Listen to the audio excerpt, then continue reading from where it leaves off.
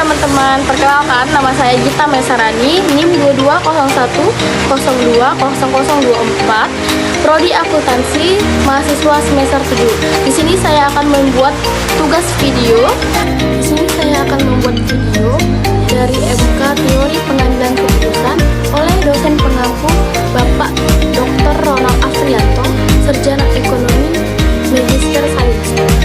Baiklah, di sini saya akan membahas studi kasus yang berjudul tentang bagaimana PT Sumber Maju mengambil keputusan berbasis data, serta bagaimana hasilnya setelah 6 bulan penerapan. Saya akan memberi tanggapan dan argumentasi untuk setiap pertanyaannya secara jelas dan terstruktur.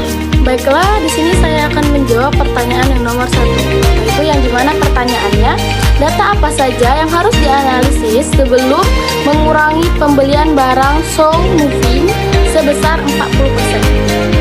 Sebelum melakukan pemotongan pembelian, perusahaan seharusnya menganalisis beberapa jenis data penting seperti data penjualan, historis per SKU, terus yang biaya penyimpanan dan biaya persediaan, margin kontribusi per SKU, lead time pemasok, klasifikasi ABC. Dimana argumentasi saya atau tanggapan saya itu keputusan pengurangan pembelian harus berdasarkan pemahaman menyeluruh tentang permintaan biaya dan risiko operasional. Jika tidak, perusahaan dapat salah langkah, misalnya mengurangi stok yang sebenarnya penting. Soal nomor 2, yaitu dimana soalnya apakah keputusan perusahaan sudah sesuai prinsip pengambilan keputusan berbasis data. Tanggapan saya, pengambilan keputusan berbasis data bukan hanya soal melihat data, tetapi juga memprediksi resiko. Kurangnya analisis terhadap variabilitas permintaan menyebabkan keputusannya kurang sempurna. Jawaban yang ketiga yaitu apakah keputusan perusahaan dapat dikatakan efektif? Tanggapan saya, keputusan dinilai efektif jika mampu meningkatkan kinerja finansial atau mengorbankan kualitas layanan. Di sini perusahaan berhasil meningkatkan efisien tetapi gagal menjaga ketersediaan barang atau barang penting. Baiklah, saya akan jawab pertanyaan yang keempat, yaitu apa risiko dari pengurangan pembelian yang terlalu agresif dan apa dampaknya pada pelayanan pelanggan. Tanggapan saya dari pertanyaan ini, mengurangi pembelian terlalu besar tanpa perhitungan safety stock akan selalu membawa risiko atau layanan buruk. Pelanggan tidak peduli seefisien internal perusahaan. Yang mereka lihat adalah kesediaan barang. Baiklah, saya akan menjawab pertanyaan yang kelima, yaitu metode apa saja yang digunakan untuk menghitung atau menghemat biaya persediaan. Yaitu ada 3 metode, yaitu Activity Based Costing atau ABC. Yang kedua itu analisis sebelum dan sesudah. Yang ketiga itu perhitungan biaya persediaan.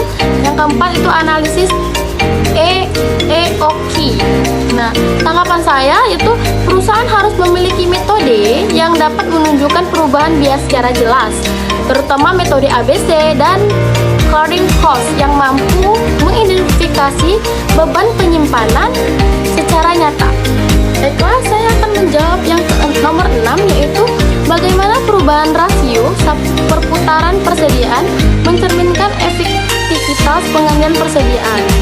Rasio naik dari 5 kali menjadi 6,5 kali, menandakan barang lebih cepat terjual, persediaan lebih efisien, tidak banyak stok yang menganggur, biaya penyimpanan berkurang.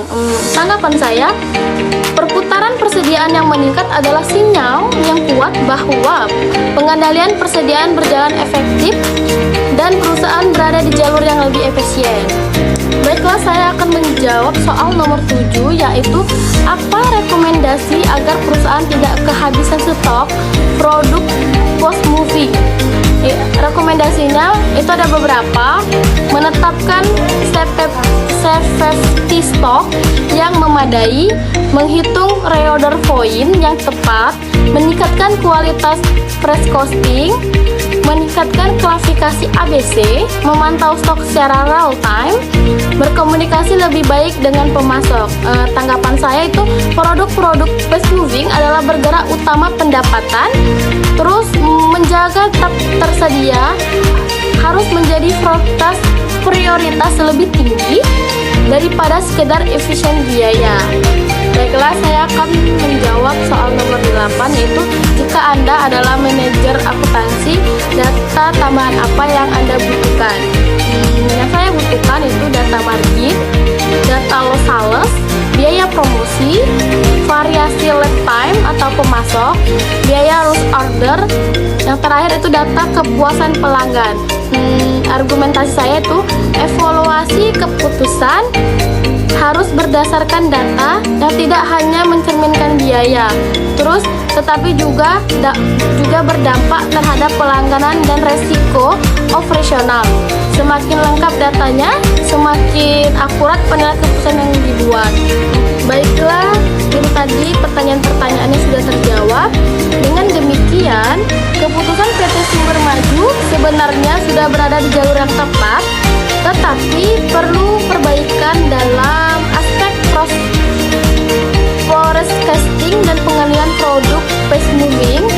Efisiensi penting, tetapi menjaga kepuasan pelanggan itu yang menjadi prioritas utama. Itu tadi tanggapan dari saya. Sekian, terima kasih. Dadah. Selamat menonton.